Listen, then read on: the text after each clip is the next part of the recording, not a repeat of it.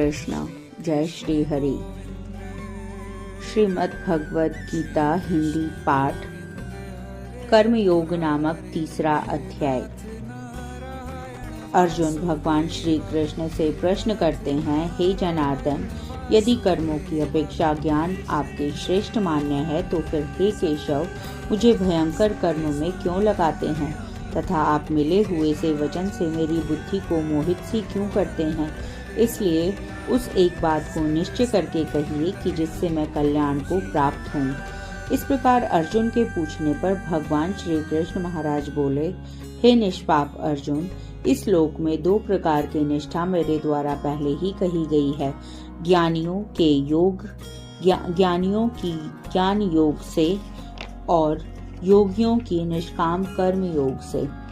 परंतु किसी भी मार्ग के अनुसार कर्मों को स्वरूप से त्यागने की आवश्यकता नहीं है, क्योंकि मनुष्य न तो कर्मों के न करने से निष्कर्मता को प्राप्त होता है और न कर्मों को त्यागने मात्र से भगवत साक्षात्कार रूप सिद्धि को प्राप्त होता है, तथा सर्वथा कर्मों का स्वरूप से त्याग हो भी नहीं सकता, क्योंकि कोई भी पुरुष किसी काल में क्षण मात्र भी बिना कर्म किए हुए नहीं रहता।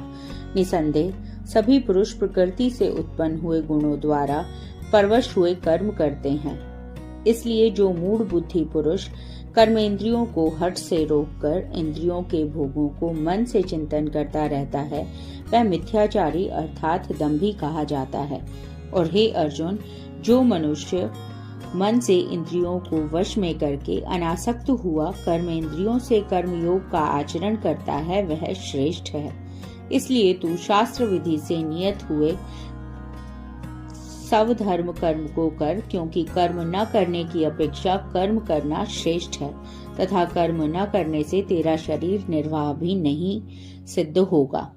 हे अर्जुन, बंधन के भय से भी कर्मों का त्याग करना योग्य नहीं है, क्योंकि यज्ञ अर्थात विष्णु के निमित्त किए हुए कर्म के सिवा अन्य कर्म में लगा हुआ यह मनुष्य कर्मों द्वारा बंधता है।